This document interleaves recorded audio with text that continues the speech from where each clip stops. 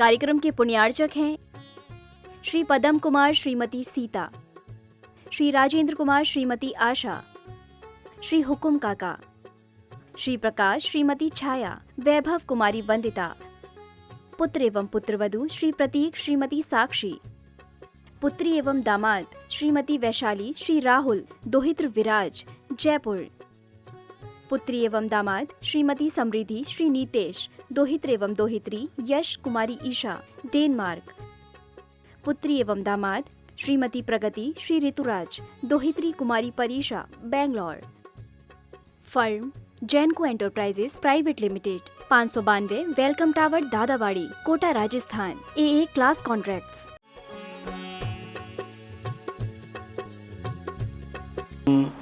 नमो आयरियाणं नमो वज्रायाणं नमो लोये सवसाहुणं। पंच परमेष्टि भगवान की जय। आचार्य श्री गुरुवर कुंद कुंद महाराज की जय। आचार्य श्री गुरुवर विद्यासागर महाराज की जय। परम पूज्य निर्यापक श्रमण मुनि श्री सुधा सागर जी महाराज की जय। बोलो परम पूज्य श्री महासागर जी महाराज की जय। परम पूज्य गुरुदेव से प्रार्थना। अंकित जैन रांची। गुरुवर नमोस्तु। महाराज जी की जिज्ञासा है, कोई जीव अगर इतर निगोद में चला जाए तो क्या निगोद से आने का कोई उत्कृष्ट काल है कि इसके काल के अंदर वह बाहर पुनः त्रस्पर्याय को प्राप्त कर लेगा? ऐसा उल्लेख कुछ आचार्यों के द्वारा मिला है कि 2.5 पुद्गल परावर्तन काल तक अधिकतम इतर लोक में रह सकता है। अब 2.5 पुद्गल परावर्तन का काल क्यों निश्चित किया, कैसे किया, इस संबंध में कोई विशेष चर्चा नहीं, पर 2.5 पुद्गल परावर्तन का उल्लेख प्रकीर्णक रूप से कुछ आचार्यों के द्वारा कथन मिलता है। बीच जैन पत्रकार, पेंडा रोड, छत्तीसगढ़। गुरुवर नमोस्तु। महाराज जी की जिज्ञासा है कि सज्जन पुरुष कोई भी कार्य करता है तो पहले मंगलाचरण करता है ताकि हमारा कार्य निर्विघ्न संपन्न हो जाए, लेकिन महाराज जी ये भी देखा जाता है कि दुर्जन पुरुष भी जब कोई कार्य करता है तो वो भी अपने हिसाब से कोई ना कोई मंगलाचरण करता है। तो महाराज जी उस दुर्जन पुरुष के मंगलाचरण में क्या वह ऐसे परिणाम हो सकते हैं कि बाद में कभी वह अपने दुष्कृत्य को छोड़ सके? देखो, मंगलाचरण का काम है मंगल करना। डाकू भी भगवान का नाम लेके यूं करके जाता है, डाकू भगवान वही बोल रही है, सब कर दे। मंगलाचरण एक नोट के समान है। जैसे मुद्रा ये नहीं कहती है कि तुम क्या करोगे, वो तो मुद्रा है, धन है बस। इसी प्रकार मंगलाचरण भगवान का नाम पापी लोग भी लेते हैं, तो लेते हैं उस समय उनका मान कसाय समर्पित होती है, उस समय वो अपने आप में श्रद्धान्वित होते हैं, उनको पुण्यबंध तो होता ही है। लेकिन वो पुण्यबंध, ऐसे लोगों को जो पुण्यबंध है पापानुबंधी पुण्य कहलाता है। पुण्य तो बंधेगा लेकिन वो पाप के लिए किया है तो पाप ही कराएगा। सबसे बड़ी पाप के लिए जो पुण्य किया जाता है वो जब पुण्य उदय में आएगा तब वो पाप ही कराएगा, और पुण्य के लिए जो पुण्य किया जाता है वो जब उदय में आएगा तो पुण्य ही कराएगा। तो ये स्वभाव ऐसा, इसे हम पापानुबंधी पुण्य कहते हैं। लेकिन बराबर मंगलाचरण कोई भी करेगा उसका स्वभाव है कि ठीक करना, नदी के समान होता है। नदी का स्वभाव है प्यास बुझाना। अब वो पापी है कि पुण्यात्मा, अधर्मी है कि धर्मात्मा, कौन क्या है इससे कोई लेना देना नहीं। पानी का काम है प्यास बुझाना। पेड़ के समान होता है मंगलाचरण भगवान का नाम। जो पेड़ की छाया में बैठेगा वो उसको छाया देगा। अब पेड़ की छाया में कौन बैठा है? भगवान। सूर्य के समान है मंगलाचरण, सूर्य के समान है, वो सबको प्रकाश देता है। वो ये नहीं देखता है कि मैं किसको प्रकाश, कौन अच्छा है कौन बुरा है, किसको अंधेरा करूं किसको प्रकाश करूं। ऐसे ही धर्म की कुछ ऐसी परिणतियां हैं, धर्म की कुछ ऐसी व्यापकता है कि वह ये निर्णय नहीं करता कौन मंगलाचरण कर रहा है, वह यह निर्णय कर रहा है मंगलाचरण कर रहा है तो इसको सफलता मिलना चाहिए। उसमें भगवान कुछ नहीं करते, हमारी श्रद्धा करती है। और अधर्म करने वाले पापी की भी श्रद्धा है, आस्था है। आज देखो कितने लोग अपने पापों के लिए मंदिरों में जाते, कितने डाकू मंदिरों में जाकर मनोथी करते हैं, स्मगलर लोग जाकर के मनोथी करते हैं।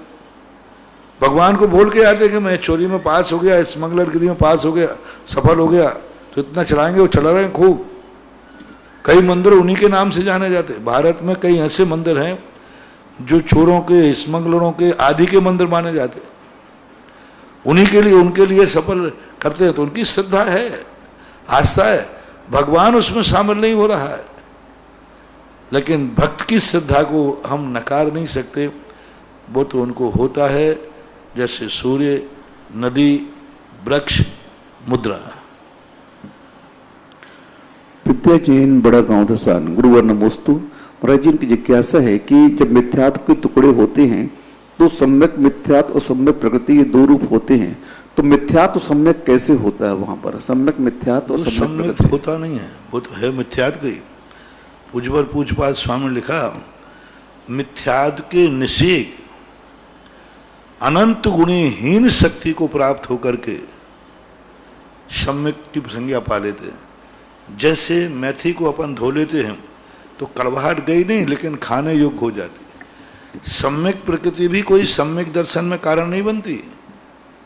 सम्यक दर्शन में रंच मात्र भी सहयोग नहीं है उसका। वो तो सम्यक दर्शन में चल मल अगाड़ दोष ही लगाती है।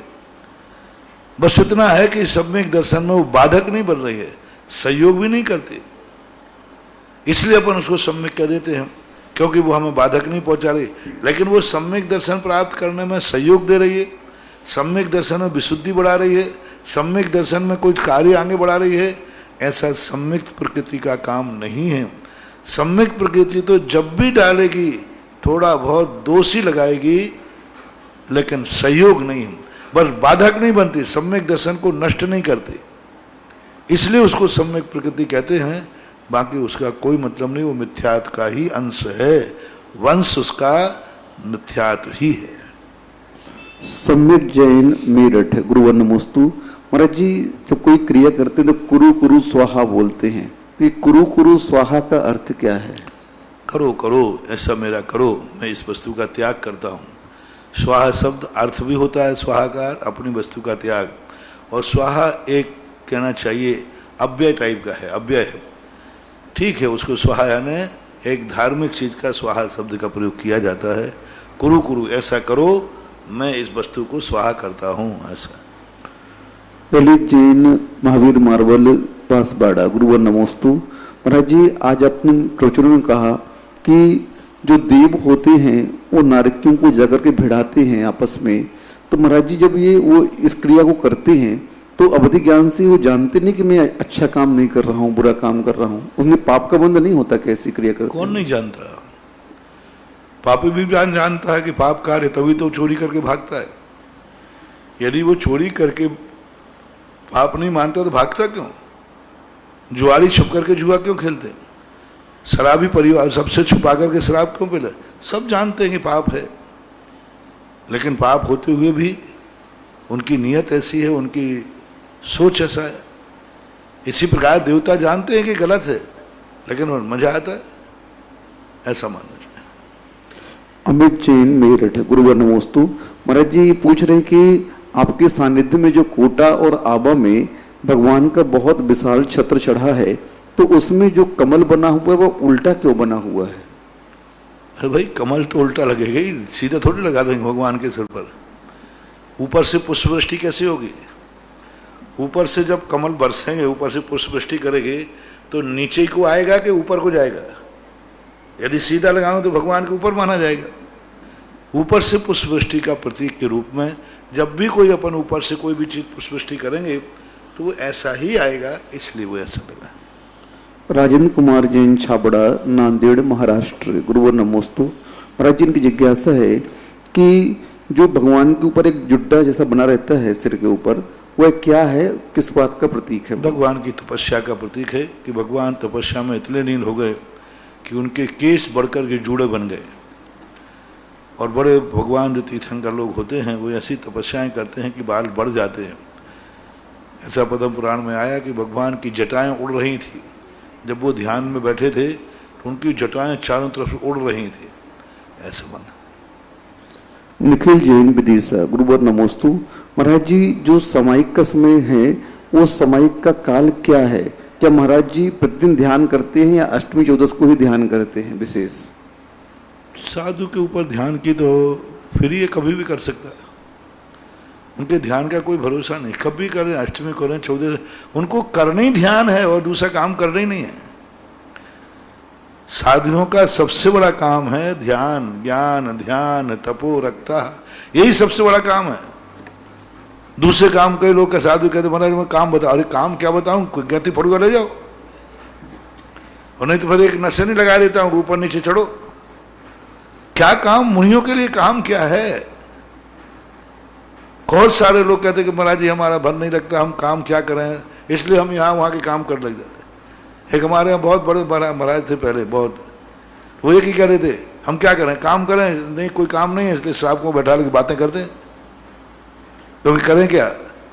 तब आचार्य जी ने कहा कि भाई काम सबसे बड़ा काम है ज्ञान, ध्यान, तपो रखता, बस इसके अलावा कोई काम है ही नहीं, बाकी के सब बेकाम हैं। जो कर रहे हैं साधु वो उससे कोई लाभ होने वाला नहीं, घाटे ही है। ठीक है, कुचित कजाते धर्म की प्रभावना के लिए, कुचित कजाते धर्म की रक्षा के लिए बाहर में काम करना पड़ते हैं, बाकी वास्तविक काम तो है ध्यान। जितना ध्यान करेगा साधु वही उसकी सबसे बड़ी कमाई होगी।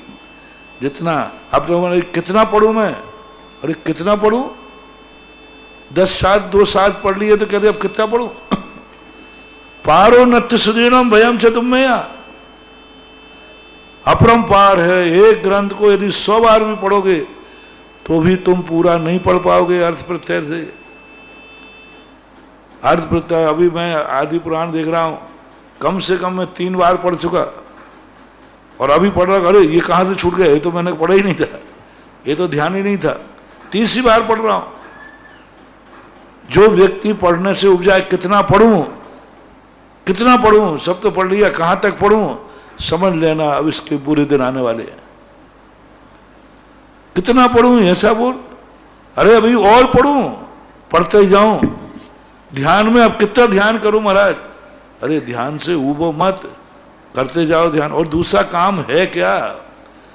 दीक्षा लेते समय काम एक ही बताया था गुरु ने, ज्ञान ध्यान तपो रखता तपस्वी सा प्रशस्ते, यही सबसे बड़ा काम है। सामायिक आदि अलग चीज है, ध्यान अलग चीज है। सामायिक नियत कालवर्ती होती है, ध्यान अनियत कालवर्ती, यानी कभी भी किया जा सकता है। इतना अंतर दोनों में जानना चाहिए। अशोक कुमार जैन, अशोक नगर, गुरुवर नमोस्तु। महाराज जी की मुझे जिज्ञासा है कि आप तम्बाकू गुटखा के बारे में ऐसा बुरा बुरा बोलते कि नहीं खाना चाहिए, लेकिन तम्बाकू गुटखा आदि के बारे में, शराब आदि के बारे में, अब महाराज जी जिसकी लत लग चुकी है और उसके बिना उसका जीवन नहीं चल रहा है और वो पेट साफ नहीं होता, कुछ नहीं होता, फिर उसके लिए महाराज जी वो क्या करे? फिर यही नहीं कर, पेट साफ नहीं होता हम करा देंगे पेट साफ, इनके पेट साफ नहीं होता मैं बता दूंगा पेट साफ।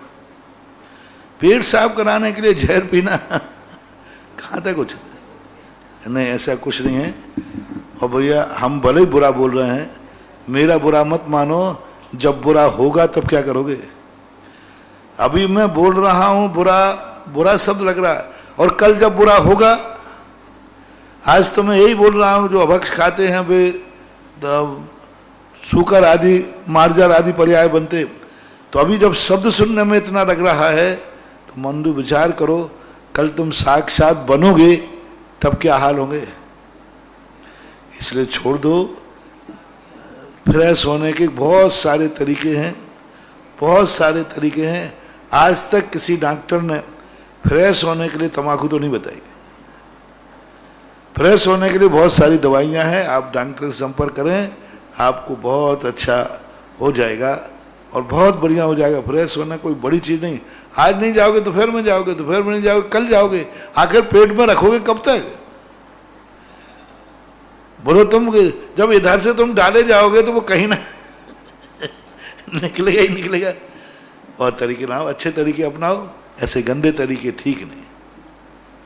विनीता जैन, निर्मल जैन, अशोकनगर। गुरुवर नमोस्तु। महाराज जी की जिज्ञासा है कि परिग्रह 24 भेद त्याग करें मुनिराज जी। तो 10 प्रकार के परिग्रहों का तो त्याग मुनिराज जी कर देते हैं, लेकिन जो अंतरंग परिग्रह हैं कसाय आदि, तो उनका त्याग तो महाराज भी नहीं कर पाते हैं। कारण में कार्य का उपचार करके भी बहुत सारे कथन किए जाते हैं, क्योंकि मुनिराज जैसे 46 मूल गुण अरहंतों के कहे जाते हैं। अब सभी अरहंतों में 46 मूल नहीं पाए जाते, लेकिन उत्कृष्ट की अपेक्षा कहा जाता है। इसी प्रकार मुनिराजों में सबसे उत्कृष्ट मुनिराज कौन है? जिनके 24 परिग्रह निर्ग्रंथ, और निर्ग्रंथ जो हैं 11वें 12वें गुण स्थान वर्ती है। तो ये उत्कृष्ट की अपेक्षा से ये 24 प्रकार के परिग्रहों के रहित की बात कही। अब इसमें नीचे वाले भी होते हैं और नीचे वाले भी होते हैं, सब चलता रहता है। उसमें 13 प्रकार का परिग्रह त्याग होना एक भावलिंगी संत के लिए जरूरी है। तीर्थंकर भी जब दीक्षा लेते हैं तो उनके 24 प्रकार के परिग्रह का त्याग नहीं है, उनके भी 13 प्रकार के परिग्रह का त्याग है। 10 भाय और 1 मिथ्यात, ये 13 प्रकार का 11 प्रकार थे, 11 हुआ ना, हाँ 13 नहीं 11 प्रकार है। 10 तो बाह्य परिग्रह और 1 मिथ्यात, 11 प्रकार के परिग्रह त्याग करके ही तीर्थंकर मुनि दीक्षा लेते हैं।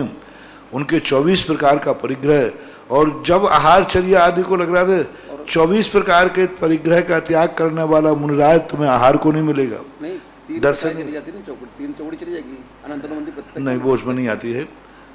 अंतरंग परिग्रह में कसाय ले, क्रोध मान माया लोभ लिया है, अनंत अनुबंधी प्रत्याख्यान आदि नहीं। अंतरंग परिग्रह 14 है ना जो जी, उनमें 9 कसाय, 4 मूल कसाय जी, और स्त्री भेद पुरुष भेद नपुंसक, 4 मूल कसाय महाराज जी संजनन के लिए गई। हाँ तो वो फिर 14 में नहीं आएंगे, फिर कसाय बढ़ जाएंगे। हाँ जी, तो 14 कसाय को मूल कसाय तो विद्यमान ही रहती हैं तीर्थंकर के भी। और 11 प्रकार के परिग्रह के त्याग वाले महाराज ही हमें आहारचर्या आदि उपदेश आदि जो भी मिलते हैं। बाकी जब तीर्थंकर कब करते हैं 24 प्रकार का परिग्रह? जब एक अंतर्मुहूर्त उनके केवल ज्ञान का शेष रह जाता है 12वें गुण स्थान में जाकर, तो इसको ऐसा मानना चाहिए। दूसरा तरीका यह है 24 प्रकार के परिग्रहों के त्याग करने के लिए ही उन्होंने साधना की है। जिसके लिए साधना करते हैं तो कारण में कार्य का उपचार कर देते हैं। राग द्वेष निवृत्त ही चरणम प्रतिपद्यते साधु। राग द्वेष अभी छूटे नहीं हैं, लेकिन राग द्वेष की निवृत्ति के लिए ही चारित्र लिया है, तो उसको भी अपन जैसे राजकुमार को राजा कह देना। राजकुमार है अभी, लेकिन नियम से बनेगा इसलिए राजा। इस अपेक्षा से मुनिराज को भी हम भावी प्रज्ञापन नए की अपेक्षा से 24 प्रकार के परिग्रह के रहित कह सकते हैं। बाकी यथार्थ में उत्कृष्ट महाराज के 24 प्रकार के परिग्रह रहित होते। निर्मला जी जैन बड़ौत।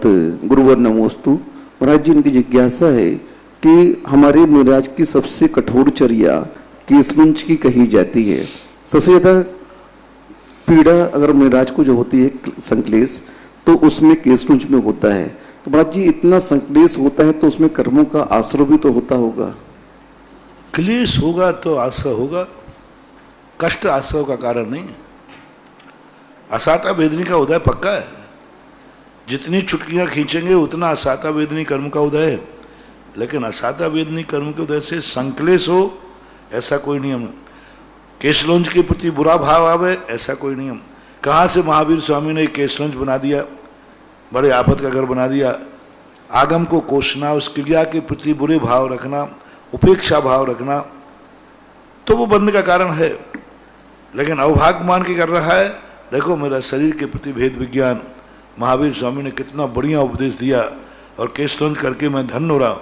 केसलुंच करते समय अपने आप को भाग्यशाली मानना, अवभाग्यशाली मानना, ओह मैं शरीर पुद्गल है और मेरा आज मम्मी परीक्षा भाव।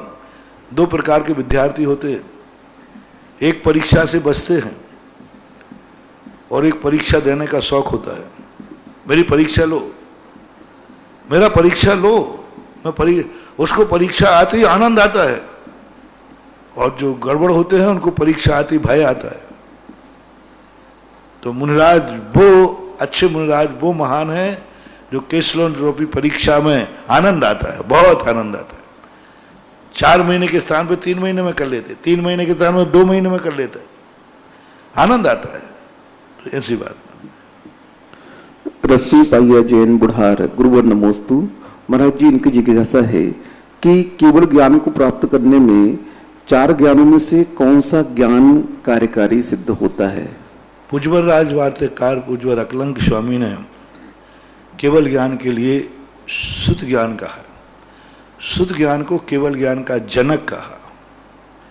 जब केवल ज्ञान होता है उसके पूर्व में जीव शुद्ध ज्ञान की पर्याय में होता है, यानी शुद्ध ज्ञान पूर्वक ही केवल ज्ञान होता है, ऐसा पूज्यवर अकलंक स्वामी महाराज ने कहा है। उषा जैन विदिशा, गुरुवर नमोस्तु। महाराज जी ये कह रहे हैं कि हमारे यहाँ मंदिर में शाम से शांतिनाथ भगवान और पार्श्वनाथ भगवान के ऊपर जल धारा हो रही है, तो इसे हम क्या माने? शाम से जल धारा और शांतिनाथ और पार्श्वनाथ भगवान के ऊपर जल धारा अपने आप हो रही है। अपने आप हो रही है तो इसके संबंध में दोनों प्रकार के विकल्प होते हैं। अब वो किस रूप में है, ठंडा है, सुगंधित है, स्वादिष्ट है तो शुभ सूचक है, गरम है, खारा है, गंदा है तो अशुभ सूचक है। इसका संकेत तो मिलते हैं, संकेत हैं इसके। भद्रबाहु स्वामी ने भद्रबाहु संहिता में अनायास मूर्तियों से जल निकलने लग जाना, उसका वर्णन तो किया है। नविता जैन मांगरोल, गुरुवर नमोस्तु। महाराज जी आपने ध्यान को ऑक्सीजन बताया है, तो हम ध्यान कैसे करें? इस कोरोना रोग के निवारण के लिए हमें कौन से बीजाक्षर मंत्र का ध्यान करना चाहिए, माला फेरनी चाहिए? यदि आपके हाथ आपके द्वारा होता तो अभी तक तुम बजा देता। मैं फिर रहा हूँ, दवाई तुम्हारे लिए खाने को दी जा सकती है और करने के लिए नहीं। आप तो नमोकार मंत्र पढ़ो, यही सबसे बड़ा मंत्र है आपके लिए, क्योंकि बीजाक्षर के मंत्र आपको बहुत कठिनाई से पढ़ने में आएंगे, इसलिए विधान वगैरह अनुष्ठान आदि में फिर भी ठीक है। और इस प्रकार के ऑक्सीजन आदि की जो बातें हैं ये सब अपनी अपनी साधना और श्रद्धा से हैं। मंत्र फेरने के लिए पहले श्रद्धा चाहिए, समर्पण चाहिए, आसन सिद्धि चाहिए, मन कंट्रोल में होना चाहिए। नमोकार मंत्र तो सोते सोते फेरोगे तो चलेगा, वो तो लोरी और सो जा बारे वीर। लेकिन बीजाक्षरों में यदि प्रमाद कर गए तो या तो अच्छे तो होगे नहीं, पागल और हो जाओगे। इसलिए अनुष्ठान वगैरह विधान वगैरह अभी कुछ हमने बीजाक्षर 24 विधान आदि के संबंध में दिए हैं और आप लोगों कराए भी हैं, उतना ही करो। अलग से पर्टिकुलर मैं देता नहीं हूँ किसी को, सामूहिक जब दे देता हूँ उसी को नोट कर लिया करो। अलग से मैं किसी को किसी भी बीमारी के लिए अलग से कोई मंत्र बताता नहीं और मेरा नेचर में भी नहीं। कमलेश जैन कक्का, ब्रह्मचारी जबलपुर, गुरुवर नमोस्तु।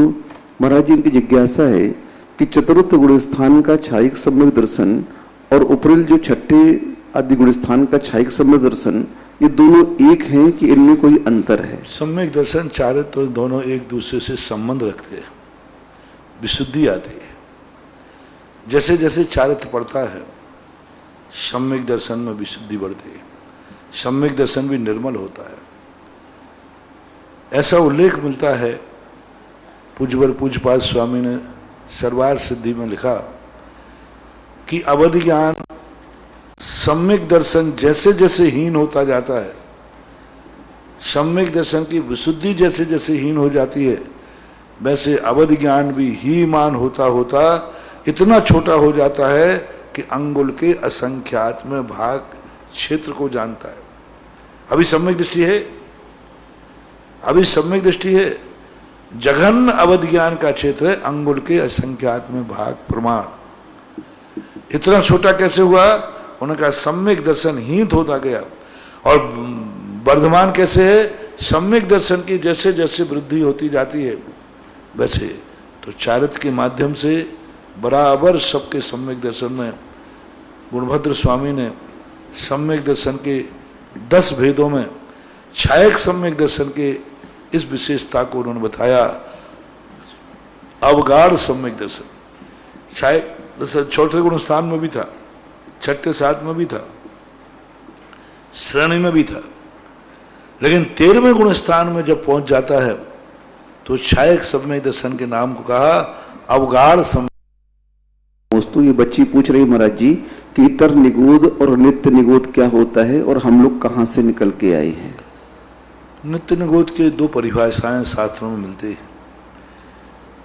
जो अनादिकाल से जीव वहीं रहता है और 6 महीने 8 समय में 608 जीव निकलते हैं, लेकिन पूज्य अकलंग स्वामी महाराज ये कहते हैं कि नित्य निगोद का अर्थ है ना वहाँ से कोई जीव निकला है और ना आगे निकलेगा।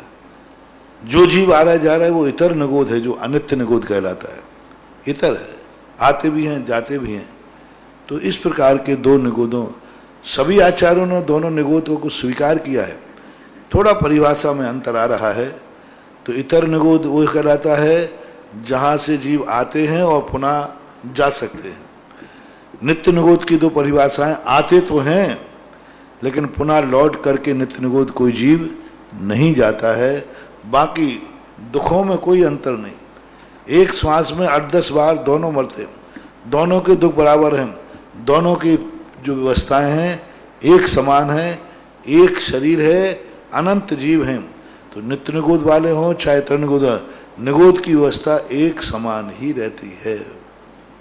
नैवेद्य जैन कोटा महावीर नगर गुरुवर नमोस्तु। ये बच्चा पूछ रहा महाराज जी कि पढ़ाई के साथ में हमें धार्मिक जीवन कैसे सामंजस्य से बिताना चाहिए।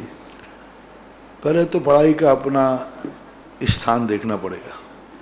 आप क्या पढ़ाई कर रहे हैं, कहाँ पढ़ाई कर रहे हैं। आप ऐसे स्कूलों में पढ़ रहे हैं जहाँ पर सारा मैनेजमेंट मांसाहारी है, उस प्रकार तो अब वहाँ तो आपको ही विवेक के ऊपर है। बाकी पढ़ाई के संबंध में अपने धर्म को बचाते हुए किया जा सकता। थोड़ी कठिनाई होती है, परिश्रम होता है। बिना कठिनाई की कोई चीज़ हासिल करना वो ज़्यादा समय टिकती नहीं है। जितने महान आत्माएं हुए हैं, आप चंद्रगुप्त का जीवन उठा के पढ़िए और चाणक्य ने चंद्रगुप्त को कितने संघर्षों से राजा बनाया, कितना संघर्षमय ज्ञान दिया, कितना संघर्ष। चंद्रगुप्त भी बहुत बार घबरा गए। चंद्रगुप्त ने कई बार मरने के भाव किए। चंद्रगुप्त इतने भयभीत हुए, मुझे नहीं पढ़ना, मुझे नहीं लेना राज्य, मुझे बहुत। लेकिन चाणक्य जैसा व्यक्ति गुरु था और उसने जाकर के चंद्रगुप्त को बहुत पढ़ाया। संघर्षमय जीवन ही बात का हमारे आचार्य महाराज लिखते हैं, संघर्षमय जीवन का अंत हर्षमय होता है और हर्षमय जीवन का अंत संघर्षमय होता है। जो पहले फूलते कूदते हैं ना, इसलिए संघर्ष से डरो मत। परिस्थितियां आएंगी, दोनों परिस्थितियां करो, धर्म भी बच जाए और आपके अध्ययन आदि भी हो जाए। करना चाहिए। ऐसे पहले के लोगों के संबंध में देखो कैसे पढ़ते थे। आज तो तुम्हारे लिए पहले के लोग बनते थे जो आज जगत में पूछ रहे हैं। तुम्हें तो धर्म पालने के बाद वे तो उनको भोजन भी खाना भी है, बनाना भी है, मांग के लाते थे। बताते हैं कि महाराष्ट्र में एक गुरुकुल था, हमने देखा नहीं सुना है। एक आचार्य महाराज थे समंत्र भद्र महाराज। वहां जितने विद्यार्थी रहते थे सब पढ़ाई वो स्वयं करते थे। रोटी भी स्वयं बनाना, आटा भी स्वयं पीसना। ये चक्कियां तो अब बाद में चल गई। बताते आटे की चक्की भी स्वयं चलाते थे, अब तो चक्की लग गई वहां पर। और रोटियां अपनी बनाएंगे खुद ही, बारी बारी से लड़कों की ड्यूटी लगती थी। कोई नौकर नाम की चीज नहीं, कोई नौकर। पानी अपने आप भरना, कमरे को साफ करना, बाग बगीचे सब काम दिन भर उनके, यही सब काम अपने। एक भी कोई नौकर नहीं। कई जेलों में ऐसी व्यवस्था होती है, जेलियों को भोजन बनवाते हैं। जेल ही पानी भरेंगे, एक पानी भरेगा, एक ही करेगा। तो ऐसी व्यवस्थाएं होती है। ऐसे विद्यार्थियों को वहां पर बिल्कुल गुटमुंडे रखते थे, चोटी रखते थे, वही पुराने जमाने की परंपरा के लोग। ऐसा मैंने सुना है, तो मुझे बड़ी खुशी हुई कि पंचम काल में भी ऐसे अध्ययन कराने के लिए, आपने शायद देखा हो, ऐसे ही वहां पर अपने बच्चे बनाते रोटी, अच्छा लगता है। परम पूज्य आचार्य गुरुदेव श्री विद्यासागर जी महाराज के आज्ञानुवर्ती शिष्य निर्यापक श्रवण मुनि पुंगव श्री सदासागर जी महाराज के मुखारबिंद से देश विदेश में अपने घरों पर विराजित ऑनलाइन जिज्ञासा भेजने वाले, सुनने वाले, देखने वाले, जिनवाणी चैनल के माध्यम से, सुधा कलश चैनल के माध्यम से जो अपने घरों पर बैठ करके अपनी अपनी जिज्ञासाओं का समाधान पाते, देखते, सुनते, उन सभी भक्तों की ओर से गुरुवर के चरणों में त्रिवार नमोस्तु नमोस्तु नमोस्तु। चंद्रोदय तीर्थ चांदखेड़ी में चलने वाले विधान के लिए आज भी 3 भक्तों की भावनाएं हमारे पास तक पहुंची हैं। पहला नाम है स्वर्गीय फूलचंद जी बमोरिया, श्रीमती राधाबाई, स्वर्गीय सुरेश चंद जी, श्रीमती पुष्पा जैन की पुण्य स्मृति में up to date print media की ओर से। दूसरा विधान है शांतिलाल शांतिबाई जैन, प्रकाश सुनीता जैन, पलाश ईशान, कोटा साड़ी सागर वाले। तीसरा विधान है विनोद कुमार जैन की 6वीं पुण्य स्मृति में श्रीमती सुमित्रा जैन, विकास सीए परिवार जैन विला, नेहरू रोड, मेरठ, उत्तर प्रदेश से। इस क्षेत्र पर चलने वाली गौशाला हेतु 11 रुपए गिराती श्रीमती अनीता रविंद्र जैन झांसी वाले पुणे। और विश्व के बड़े बाबा की वेदिका पर स्वर्णकारी हेतु 51 रुपए गिराती श्रीमती अनीता रविंद्र जैन झांसी वाले पुणे। प्रथम जिज्ञासा महाराज श्री अनिल जी पटवारी भिजोलिया। महाराज श्री ज्ञानार्णव ग्रंथ के अनुसार इंद्रियों को जीते बिना कसाय नहीं जीते जा सकते। इस कारण कसायों को जीतने के लिए इंद्रियों को वशीभूत करना चाहिए, जबकि कसायों को जीतना इंद्रियों को जीतने से भी ज्यादा कठिन है, क्योंकि जब भी कोई कसाय उदय में आती है तब हम उस कसाय के अनुरूप अपने परिणाम कर लेते हैं। तो यहाँ पर कसाय को पहले जीतो, ऐसा क्यों नहीं कहा गया? समाधान करें। क्योंकि कई बार होता है अग्नि को बुझाने की अपेक्षा ईंधन को हटा दो। आप जब आग लगती है पड़ोसी के मकान में, तो आप अपने घर में क्या करते हो? जो घास फूस रखा है उसको हटाओ। तो कसाय आग है, इंद्रियां ईंधन है। ईंधन को बस में कर लोगे, कसाय अपने आप शांत हो जाएगी। और इंद्रियों को बस में करने के अभी मैं बहुत सारे तरीके बता रहा हूं। हम अपनी आंख को है ऐसा संस्कार दो कि आंख देखने के बाद हमारे परिणाम नहीं बिगड़ेंगे। आज प्रातः काल कहा, अपनी आंखों पर गर्व करो, अपनी आंखों को गौरवान्वित बनाओ। आंख से जो दिखे उसको हम बुरा, परिणाम भी बुरे हों, ये क्या मतलब है? ये तो ये है इंद्रियों का गुलाम। आंख कुछ भी देखे, मेरे परिणाम नहीं बिगड़ेंगे, ये है इंद्रियों का मालिक, मेरे लिए बिगड़ेंगे। कान कुछ भी सुने, मैं परिणाम नहीं बिगड़ेंगे, ये कानों का मालिक है। और कान से जो सुना और बिगड़ गया, ये कान का दास है, गुलाम है।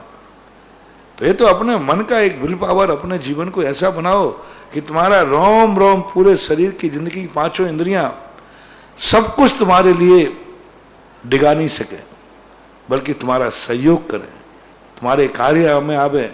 तुम्हें अभाग्य हो, गर्व हो कि मेरा मन कितना अच्छा है, कितनी अच्छी बातें सोचता है, कितना अच्छा है। मैंने कहा था ना सुबह, मुझे कभी ऐसा महसूस नहीं हुआ कि मेरा मन बहुत बुरा है, मैं अपने मन से बहुत परेशान हूं, मेरा मन ये बहुत गंदा है। नहीं, मैं तो हमेशा कहता हूं मेरा मन तो बहुत अच्छा है। तुम्हारा तुम जानो, मेरा मन तो बहुत अच्छा है, अच्छा सोचता है, अच्छा सोचता है, अच्छा विचार करता है। और यदि अच्छा नहीं सोचता होता तो फिर वो तुम्हें अच्छे अच्छे प्रवचन कहां से सुनाता? मेरी आंखें अच्छा देखती हैं, अच्छा देखती है, हमें बुरा दिखाती ही नहीं, अच्छा दिखाती है, सब कुछ अच्छा दिखाती है। तो ये इंद्रियों को अपन वश में करते हैं तो कसाय रूपी आग स्वतः ही समाप्त हो जाती है। देखो साधुओं को क्यों निमित्तों से दूर हटा गया। जिन जिन निमित्तों से राग द्वेष होते हैं उनसे दूर हट जाओ, क्योंकि वो ईंधन है। ईंधन नहीं रहेगा तो साधु एक बिना ईंधन की आग है। साधु एक त्यागी वृत्ति बिना ईंधन की आग है। यदि त्यागी वृत्ति के पास कोई ईंधन नहीं जाए तो त्यागी वृत्ति में कभी आग लगेगी नहीं। लेकिन ईंधन चला जाए तो फिर इस आग की, एक ईंधन मिलता जाए तो एक माचिसकारी सारे विश्व को जला सकती। ईंधन से दूर रहो, आग तो तुम्हारी भरी रहेगी।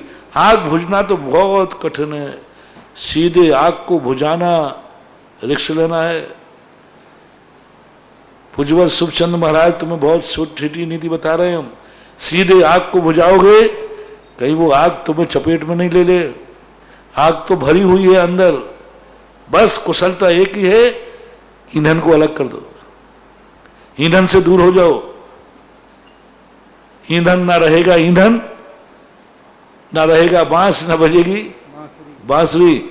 ईंधन को हटाओ, ईंधन से दूर हो जाओ, फिर कोई डर नहीं है, कोई डर नहीं। जलने दो आगे, कितनी जलेगी जब तक ईंधन है। मैं बहुत बार कहता हूं, साधु को बिगाड़ने का ईंधन है श्रावक। साधु तो आग है, लेकिन श्रावक रूपी ईंधन मिल जाए तो ये आग भड़क जाती है, और ईंधन नहीं मिले तो ये आग सुलगती रहेगी, अंत में शांत हो जाएगी। अगली जिज्ञासा है विक्रम शास्त्री अलवर। नमोस्तु महाराज श्री। आगामी वीर शय्यासन क्या होता है, समाधान करें। वीर शय्यासन, वीरासन तो मिलता है, वीर शय्यासन भी किसी ने दे दिया हो। वीरों की शय्यासन का अर्थ यही है, एक करवट से लेटते हैं, निद्रा प्रमाण थोड़ा लेट करके पुनः बैठ जाते हैं, यही वीरासन, वीर शय्यासन है। और वीरासन को कई लोग अलग अलग प्रकार से मानते हैं। वज्रासन को भी वीरासन कहते हैं, और वीरासन के लिए एकदम अच्छी तरह से बैठना, सामान भी वीरासन है ऐसा। अगली जिज्ञासा है सोनाली जैन गुना। नमोस्तु महाराज श्री। सिद्ध भगवान के अनंत बल का क्या प्रयोजन है, समझाइए। अरे अनंत बल को बिना अनंत सुख कैसे आएगा, अनंत बल के बिना अनंत ज्ञान कैसे आएगा। आपको जितना ज्यादा लाइट चाहिए उतना बड़ा पावर चाहिए कि नहीं।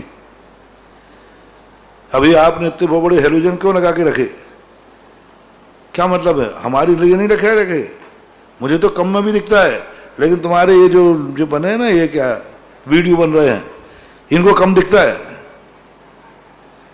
हाँ, इनको कम दिखता है। अब इनको इतना देखना है कि ये प्रकाश को पूरे विश्व में भेजना, भारत में। तो जैसे आप अधिक देखने के लिए पावर भी अलग चाहिए। आप लोग कहते हैं कि अब लाइट लोड ज्यादा पड़ गया, ट्रांसफार्मर बड़ा करो, तो वे तो अनंत लोक देखने में आ रहा है उनके ज्ञान में, अनंत दर्शन, अनंत सुख। उसके लिए भी अनंत शक्ति की जरूरत है। बिना अनंत शक्ति के उनका अनंत ज्ञान हो ही नहीं सकता, ऐसा मानना चाहिए। अगली जिज्ञासा रिकॉर्डिंग के माध्यम से। परम पूज्य निर्यापक श्रमण के चरणों में हम सबका कोटिसा नमन। मुनिश्री अंतर मार्गणा में विकलेंद्रियों का अंतर निकाल रहे हैं एक जीव के प्रति।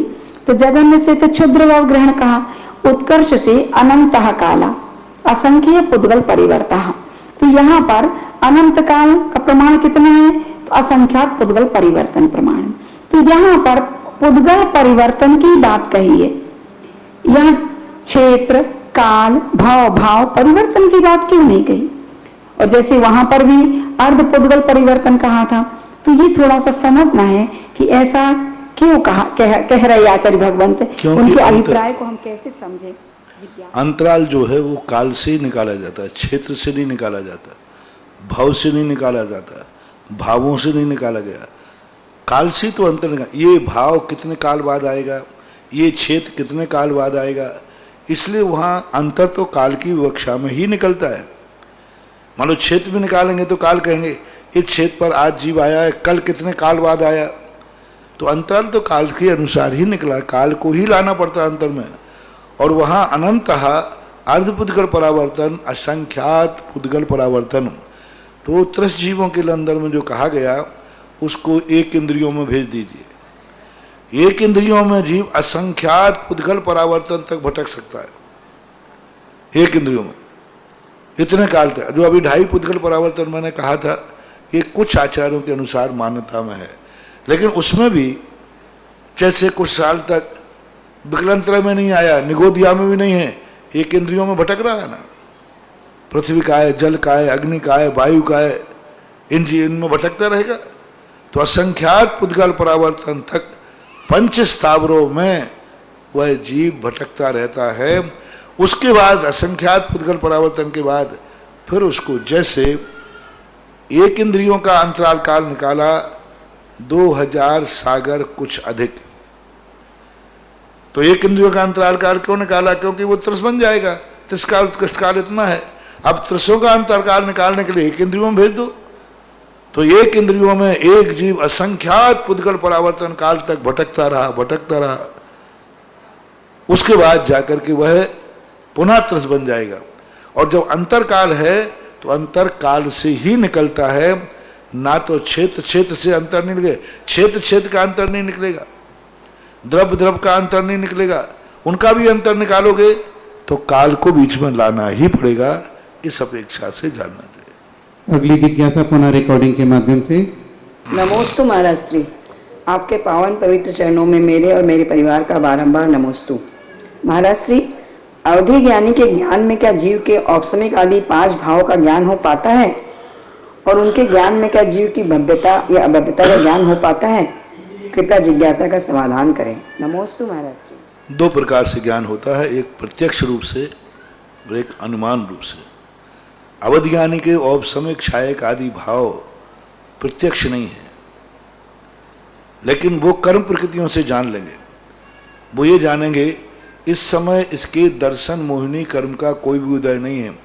इसका अर्थ है कि उपसम भाव है, डायरेक्ट नहीं जाना। इसके छायक सम्यक दर्शन है, क्योंकि इसके 7 प्रकृतियों की सत्ता नहीं है। वे अवधियान से कर्म पुद्गलों को जानेंगे, इसकी 7 प्रकृतियों की सत्ता नहीं है।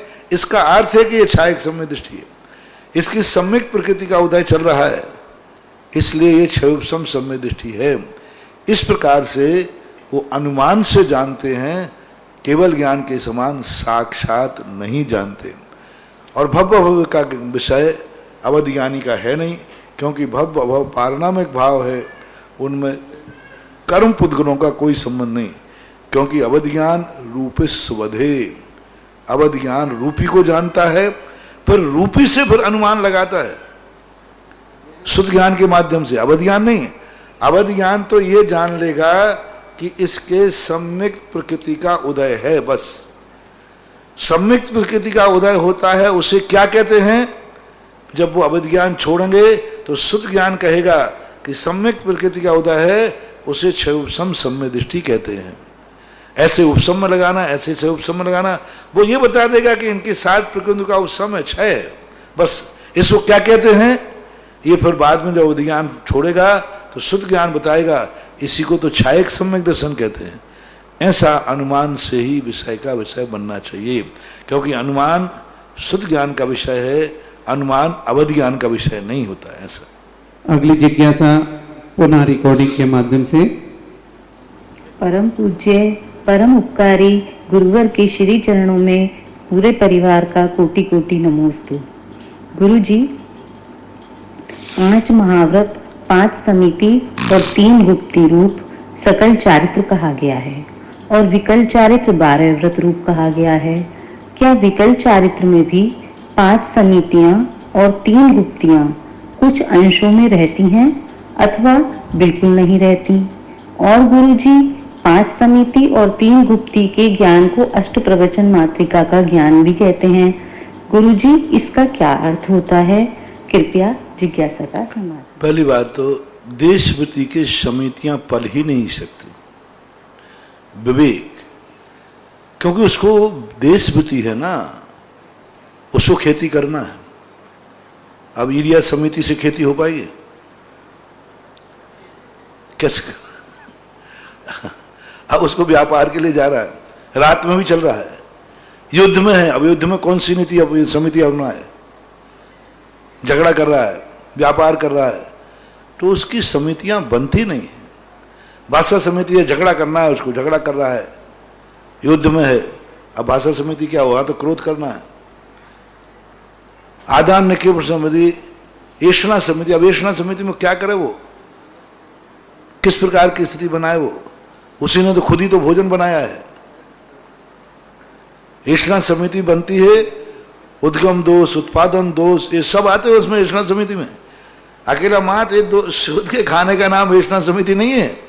ऐषणा समिति का बहुत बड़ा विस्तार दिया है, ये सब दोष आते। अब ग्रस्त को क्या उद्देश्य क्या कैसे, तो उसको बस इतना है, ग्रस्त के अंदर विवेक होता है। अनुव्रत आ गए ना, एक देश आ गया, अनुव्रतों का पालन करेगा ना वो, उसमें अपने आप को देखे। आलोकित पान भोजना नहीं, वो दिन में खाएगा, देख के खाएगा, लेकिन देख के खाने का नाम समिति नहीं है। समिति संज्ञा नहीं दे सकते, लेकिन समिति जैसा लगेगा वो भी भोजन को सोच के खा रहा है।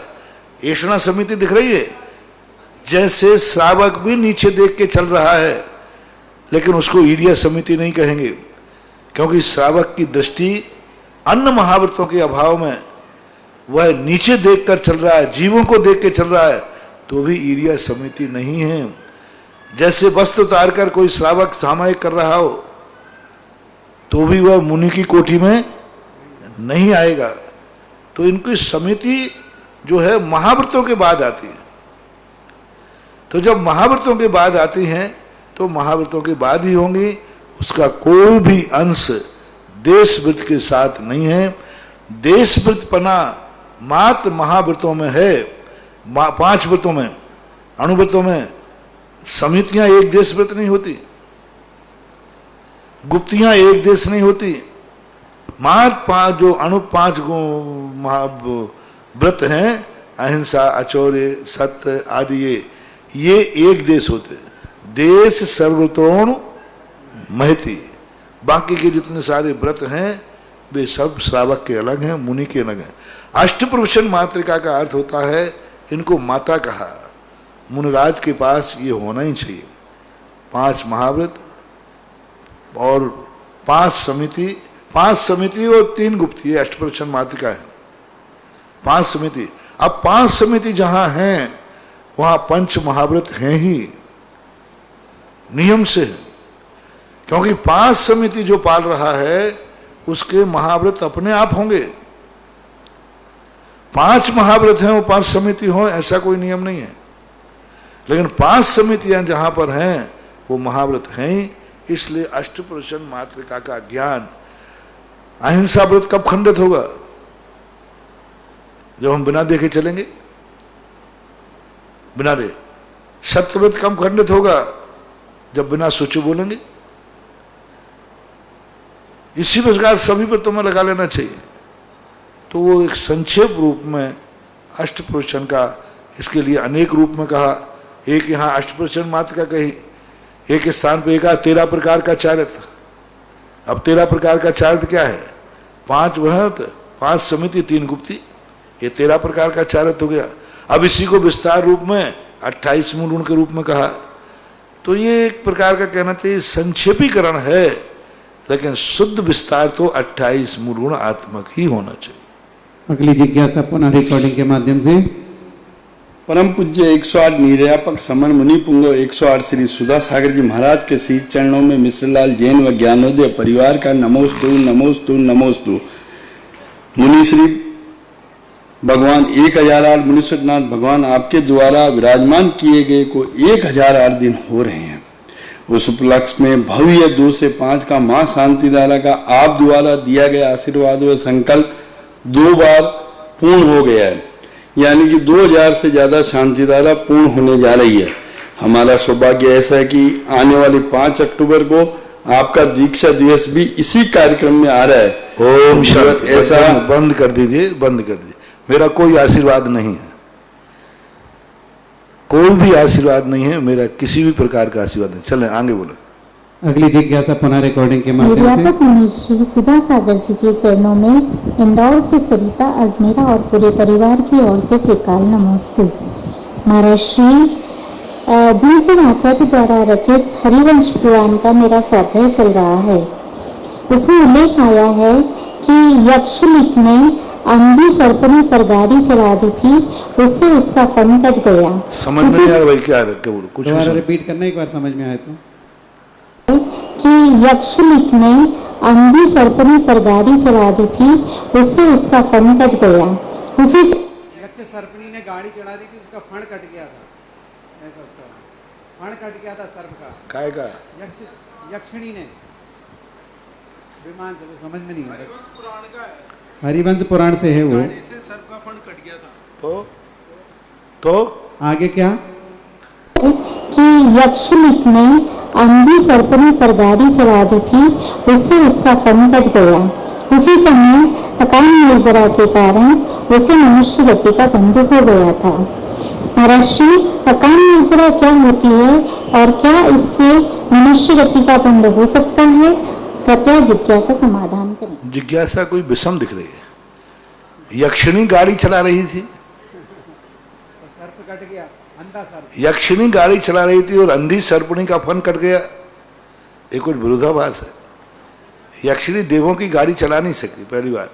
और देवी कभी गाड़ी चला करके इस प्रकार की यक्षिणी कट जाना कोई मतलब नहीं निकलता। आयु बंद होने में कोई बाधा नहीं। यक्षिणी को आयु बंद मनुष्य का हो जाए कोई बाधा नहीं, लेकिन यक्षिणी के द्वारा गाड़ी चलाना और फन का कटना, ये प्रश्न विरोधाभास है। इसको और अच्छी तरह पढ़ करके फिर पूछे। अगली जिज्ञासा विजय धर्रा शोभनगर। परम पूज्य आध्यात्मिक संत तीर्थ उद्धारक न्यापक श्रमण मुनिपुंगव सुधा सागर जी महाराज के चरणों में धुर्रा परिवार का बारंबार नमोस्तु। परम पूज्य गुरुदेव, आपके चरणों में सुशीला भाभी आर के मार्बल ने नमोस्तु करते हुए जिज्ञासा रखी है। गुरुदेव, इस बार दीपावली में भी 2 तिथियां आ रही हैं। एक निर्माण उत्सव की तिथि अलग है और अमावस्या की पूर्णिमा की अलग। तो इसमें हम सबको कैसी दिवाली की पूजन करना चाहिए और दिवाली का हम सब लोगों के लिए पहली क्या बात महत्व है? देखो, हमेशा तिथियों से ही नहीं, जैन दर्शन का इतनी अर्थ है, तिथि से कोई लेना देना नहीं। गंधर्व परमेष्ठी को कब मोक्ष कल्याणक हुआ, उसकी तिथि का केवल ज्ञान हुआ, इसका कोई आगम में उल्लेख नहीं। इतना उल्लेख है कि प्रातःकाल भगवान को निर्माण हुआ और दोपहर में गौतम गंधर्व को केवल ज्ञान हुआ। अब दोपहर में तिथि कौन सी थी ये नहीं है। वैष्णव दर्शन के लिए मैं कुछ नहीं कह रहा हूं। वैष्णव दर्शन का तो अर्थ है अमावस्या से मतलब है उनको, अमावस्या। तो अब क्या हो जाता है कई बार, आज शाम को अमावस्या है, कल सुबह अमावस्या है, कल शाम को नहीं है, तो वो तो आज बना। उनकी तो दिवाली एक है, उनकी दिवाली एक ही मनती है, इसलिए वो कभी मना लेते हैं। हमारी दिवाली 2 है, एक मंदिर की है और एक है। तो हमारी दिवाली कौन सी तारीख बताई? 15 तारीख। 15 तारीख को सुबह निर्वाण लाडू है और शाम को दिवाली है। आप महाराज कहेंगे एकम आ जाएगी, तो उससे क्या फर्क पड़ा? हमारे यहाँ कोई केवल ज्ञान की तिथि नहीं है, गौतम गंधर्व की दोपहर है, इसलिए अपन को एक ही दिन मनाना चाहिए। वैष्णव लोग 14 तारीख की रात में दिवाली मनाएंगे। हाँ, 2 बजे तक, इसलिए शाम को वो नहीं मनाते। आपको सुबह 15 तारीख को सुबह निर्वाण लाडू और शाम को चढ़ाना है, आपको घर की दिवाली मनाना है। यही अपनी आस्था धर्म के ऊपर बना के रखो। कितनी बड़ी आस्था।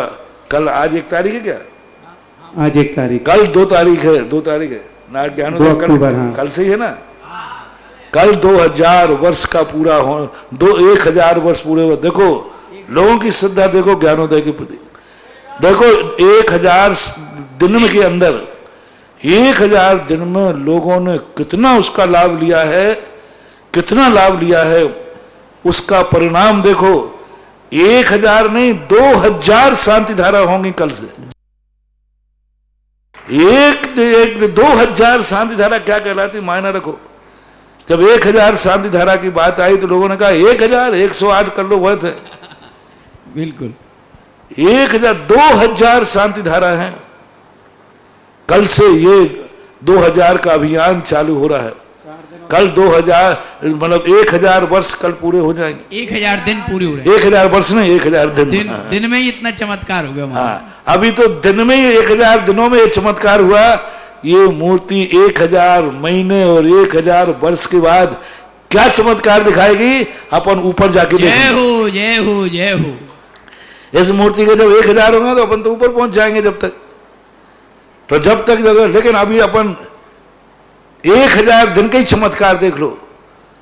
2000 शांति धारा कल्पना करो, एक दिन के अंदर 2000। अपन भली 4-5 दिन में करेंगे उसको, लेकिन एक साथ 1000 दिन पूर्ण होने पर 2000 शांति धाराओं के नाम आ चुके हैं और इतना उत्साह है लोगों में, वो भले नहीं आ रहे हैं, लेकिन जिन परम उपकारी मुनि सुब्रत नाथ ने मेरे ऊपर उपकार किया, जिन मुनि सुब्रत नाथ ने मेरे ऊपर संकट मोचक बने, जिन मुनि सुब्रत नाथ ने मेरा कार्य किया, उनके 1000 दिवस के उपलक्ष्य में हमारी शांति धारा जरूर होगी। और ये बहुत बड़ा इससे पता चलता है कि 1000 दिनों में मुनि सुब्रत नाथ भगवान ने इस जगत पर कितना उपकार किया है। जय हो। ये 2000 शांति धारा आभार में आ रही हैं, ध्यान रखना, आभार में ही है। ये 2000 शांति धारा जो हो रही हैं 1000 दिवस पूर्ण होने पर ये आभार में आ रही हैं कि मेरे ऊपर 1000 दिनों में बहुत उपकार हुआ है। हर व्यक्ति आभार में लिखा रहा है। एक व्यक्ति ने तो आभार में बता दे, एक नहीं 4 लोगों ने 100 शांति धारा लिखाई, 108 शांति, 108 11 कलश की राशि बोली, नहीं 108 भगवान का 1000 दिन पूरे हो रहे हैं। उन्होंने हमारे ऊपर तो इतना बड़ा उपकार किया है कि आज यदि मुनि सुब्रत नाथ नहीं होते तो हम भी दुनिया में नहीं होते, हमारा परिवार दुनिया में नहीं होता। एक व्यक्ति ने कहा, महाराज जी उनकी बदौलत हम लोग सब समाप्त हो चुके थे। डॉक्टर साहब ने कह दिया था, महात्मा मुनि सुब्रत नाथ भगवान का स्मरण किया, उनके चरणों में शांति धारा हुई और आज हम जीवित हैं। तो 108 तो क्या, सारी संपत्ति लगाए तो भी बहुत कम है। जय हो। आज एक व्यक्ति 108 शांति धारा करेगा, ऐसे तो बहुत बड़ा, कल से एक बहुत बड़ा एक श्रद्धा का सैलाब, जनता नहीं रहेगी, श्रद्धा का सैलाब रहेगा। जय हो। आस्था का सैलाब रहेगा, जनता का सैलाब नहीं। जनता का मेला तो बहुत देखा, आस्था का मेला, मनुष्यों का सैलाब तो बहुत देखा, आस्था का सैलाब। विश्व में मेरी दृष्टि से तो पहली बार ये कार्यक्रम हो रहा है जो साथ में 2000 शांति धारा होंगे। जय हो। 2000 शांति धारा क्या कहलाते हैं, आप खुद अनुमान लगाइए, देखिए। और ऐसा ये श्रद्धा का सैलाब, आस्था का मेला कल 2 तारीख से शुरू होगा, 5 तारीख तक का है। गुरुदेव हम सबको, पूरी टीम को असुनर की दिव्य घोष के साथ भगवान मुनि सुब्रत नाथ स्वामी को ज्ञानोदय तीर्थ में लाने का सौभाग्य मिला था और हम साक्षी बने थे आपके श्री सानिध्य में उस पहले अवसर के। तो ऐसा प्रभु का तो प्रताप ये बार बार आपके आशीर्वाद से बना रहे और हमें दर्शन मिले, हम यही भावना बातें। नमोस्तु। अगली जिज्ञासा है सुधा जी पटवारी बिजोलिया। महाराज श्री नमोस्तु। जो एक चिंता का निरोध है, एक गेय में ठहरा हुआ है, वह तो ध्यान है, और जो इससे भिन्न है सो भावना है। उस ध्यान की और भावना के जानने वाले विद्वान अनुप्रेक्षा कहते हैं, इसका क्या तात्पर्य है? कैसे? जो एक चिंता का निरोध है, एक गेय में ठहरा हुआ है, वह तो ध्यान है, और जो इससे भिन्न है सो भावना है। उसे ध्यान की भावना के जानने वाले विद्वान लोग अनुप्रेक्षा कहते हैं। तो अनुप्रेक्षा इसका क्या तात्पर्य है? अनुप्रेक्षा का अर्थ ही चिंतन है, और क्या। जितने भी स्वाध्याय के वेद हैं ये सब उस ध्यान को पहुंचने के लिए तो हैं, चाहे वासना हो, चाहे प्रक्षणा हो, अनुप्रेक्षा हो, ये सब उसी ध्यान तक पहुंचने के साधन हैं। तो साधन रूप में उनको कहा गया है। समझ। अगली जिज्ञासा हमें सराप ललितपुर। नमोस्तु महाराज जी, मेरी जिज्ञासा है, कई लोग कहते हैं अष्टमी और चतुर्दशी को सूत्र जी का पाठ नहीं करना चाहिए, ऐसा क्या? अब ग्रस्तों के लिए तो वही अष्टमी चौदशी है।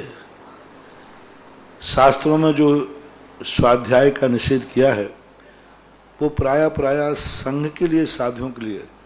वहाँ अच्छा और बुरा फल का जो वर्णन किया है उस साधुओं को लक्ष्य करके किया है, ग्रस्तों के संबंध में कोई चर्चा नहीं की, तो इसलिए ऐसा कुछ नहीं है।